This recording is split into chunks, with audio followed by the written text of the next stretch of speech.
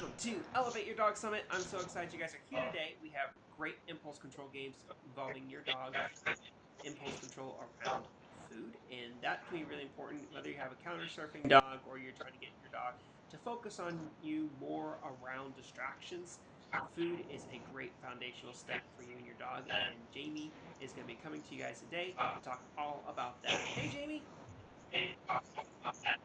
Hey, Trevor, thanks so much for getting us all up and running and being just our tech guru during this entire Elevate Your Dog Summit. Super appreciate everything that you're doing.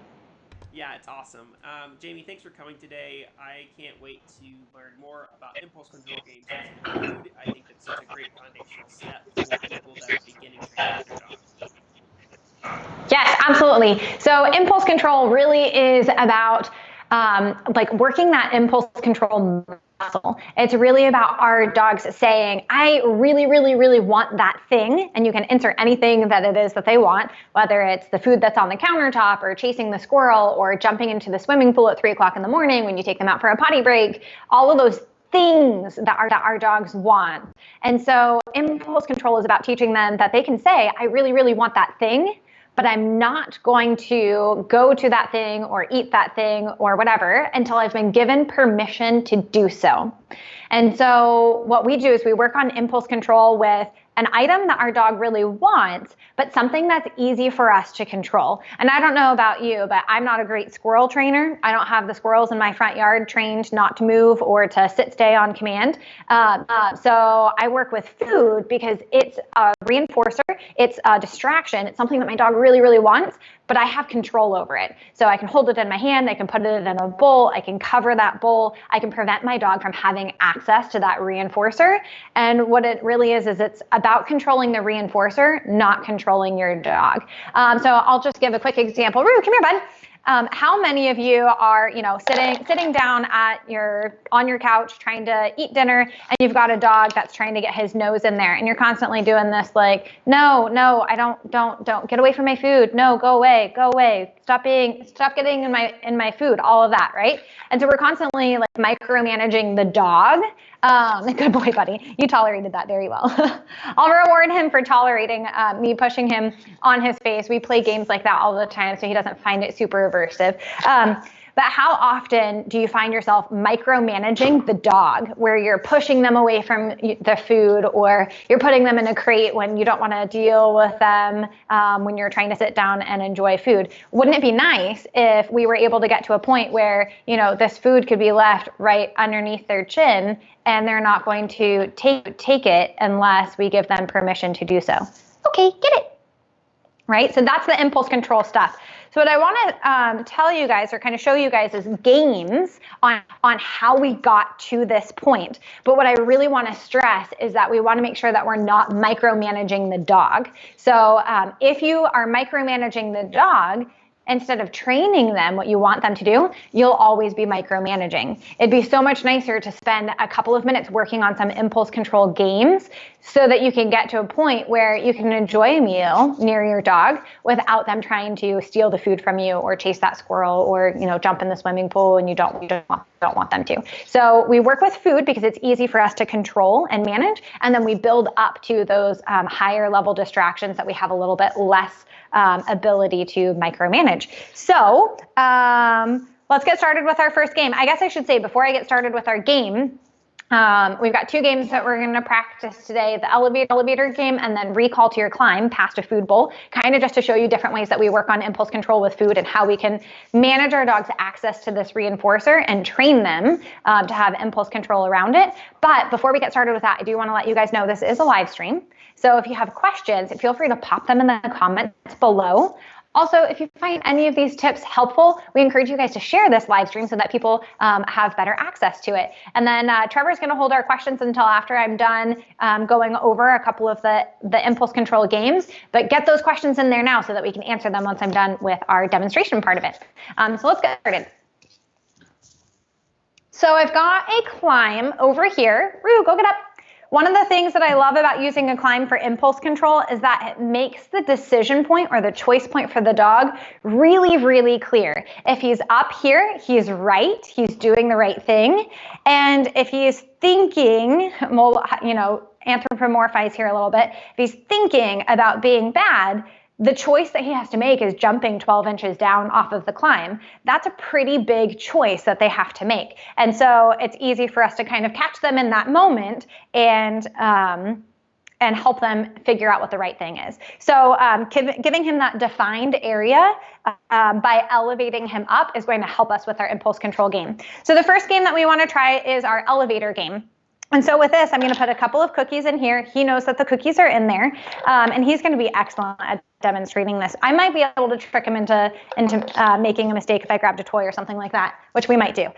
So I've got my food in here. He knows that it's in there, and the elevator game is where I go to set the food down, and if he makes a mistake and jumps off of the climb, I would just stand right back up. So I'm not going to micromanage him. I'm not going to tell him, stay, be a good dog. Wait right there. Hey, don't move. Okay, get it, right? Because that's a lot of work. I should just be able to set the food down. If the dog makes a mistake, I pick the food up. And that should be information enough for the dog that they've made a mistake and they're gonna go back to their climb.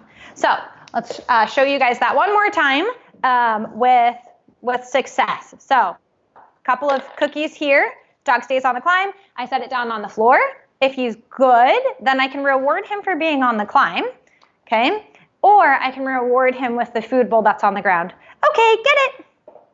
Good job. And actually, let me see if I can get a toy back here real quick.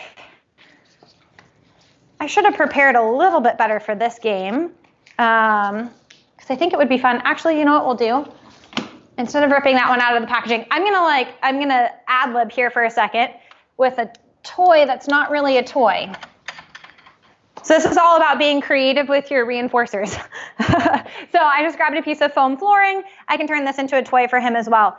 Rue struggles a little bit more with impulse control around toys. So I'm going to practice the same elevator game with this new toy, which is just a piece of foam flooring. All right, ready? Get it.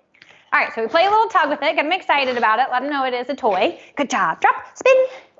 Yes, get it. Good job. Dun, dun, dun, dun, dun, dun, dun, dun. Drop, climb. Break, get it. Okay, so same thing, it's just tossing something that he finds exciting off to the side and seeing if he can be successful with it. Get it. Okay, now notice how when I put him up there, drop, climb. I didn't do one of these things. Stay, don't move. Okay, get it. Okay, so it was just go to your climb. And that is, you'll get a release cue when you're allowed to have access to the thing. Good job. Drop. Let's see if I can make him make a mistake with this toy, which is a little bit more exciting than the food. You can practice all of these same things with food as well, as long as you have access to control it. Are you ready? Oh no, what happened? So there you go. He made a mistake right there getting off of the climb, but I have access to this reinforcer. And I can take it away. Instead of micromanaging him, telling him to stay up there or whatever, I just remove access to this. So if you're good, get it, then you get access to it. If you're naughty and you get off of the climb, then the reinforcer goes away. Drop, climb.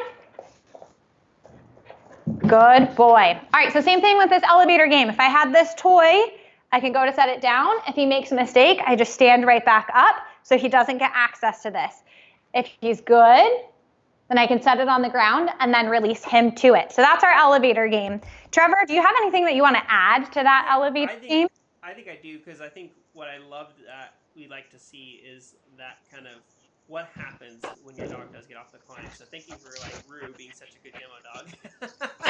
But I could see that with Rue, that was probably just one step down from us, knowing Rue a little bit. I know he loves his toys and knows Yes. he's never had before. And it's fun with it playing tug. So what a high-level distraction. So I would say, for some of those people, when you're doing this, kind of know your dog's distractions. And I know Jamie going into this, oh, this is going to be hard because he knows Rue too, that the fact that this was very, very exciting. So good job doing that. It's so funny, like knowing your dog and knowing how to make them make a mistake. So I know his level of distractions and banging that brand new toy on the ground was enough to make him make a mistake in this environment so that I can show you guys how I handle that. And so, how I handled it is, a simple like, what happened? It's not a no, bad dog, go back to your climb or anything like that. It's like a dude, like now you don't get it kind of thing. And so we just remove access to the reinforcer, the toy, instead of trying to micromanage the dog that whole time. And so by doing that, removing access to the reinforcer, he's like, oh, crud, I was supposed to stay on the climb during that, wasn't I? And he hops himself right back up there and makes the correct decision so that we can get moving on with the training session again. So I'll show one more impulse control game, and that is going to be recall to your climb past a bowl of food. So what I love about using the climb for this is that the dogs have so much reinforcement history for being on the climb. So they're so used to getting rewarded on that, elevated platform that they're almost magnetized to it. So when I put this distraction out on the ground off to the side and I tell him, okay, come to your climb, come to me, he's more magnetized to the climb, which makes it a lot easier for him to ignore the distraction of the food in the bowl. Now, when you first get started with this exercise, I would make sure that your dog can't inadvertently get rewarded. So when they don't listen to you. So either have someone that can cover the bowl. Remember, we're going to control access to the reinforcer, not control the dog. So either they should be able to cover the bowl, or you can start with something like a Tupperware container that has a lid on it so that if your dog tries to eat the treats, they can't get them.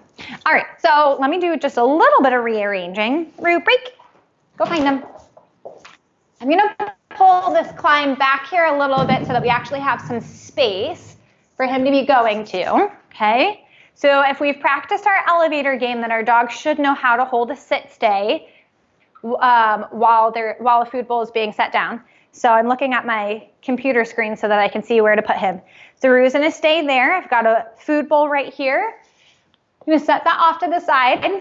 And there's two ways that you can do this. You can pretend to drop a treat in there and then grab the treat from it, okay? Kind of fake them out so that there's nothing for them to get if they decide to make a mistake.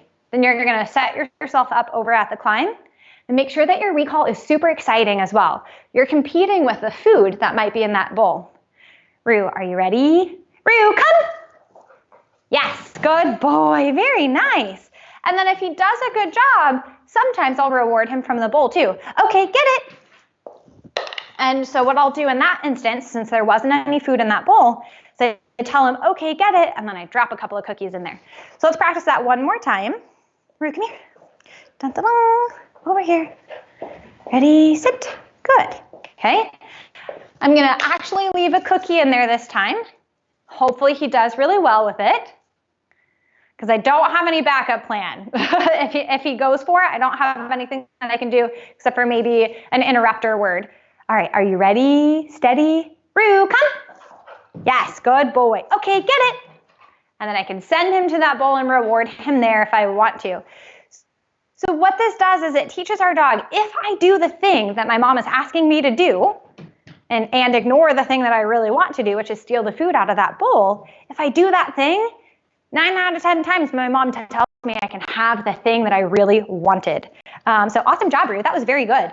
All right, so would love to kind of open this up to talk a little bit about it, answer any questions that people might have. Let me see if I can get my chair set in the right spot. Oh, that was perfect. Yay. Hey, Trevor, did any questions come in? Have anything that you wanted to add to our recall past a food bowl game? Yeah, we don't have any questions yet. I did have a mic issue, so I hope it's fixed now. I don't know what was going on. I switched mics. So guys, if I'm sounding good, let me know in the comment section down below. Jamie, great job. I am here, yeah. Things that you did is it feels like one of the key aspects of this process is understanding your dog's reward behavior, or what your dog's high-level rewards are versus low-value rewards. I know you talked about that before, but just if you try to test your dog using hot dogs past the bowl and doing recalls past hot dogs and past the bowl, that could probably be this game much more difficult versus yes. Absolutely. And I think, think of your distractions as reinforcers. So if your dog finds something distracting or appealing or interesting, and it's affecting your training session because they're more excited to go and see that distraction, use that as a reinforcer. So my dog loves chasing squirrels, and I give him permission to chase them. Because with these impulse control games that we've practiced, when my dog sees something that he wants, the squirrel, he'll trot 3 steps out and then stop, turn around and look at me.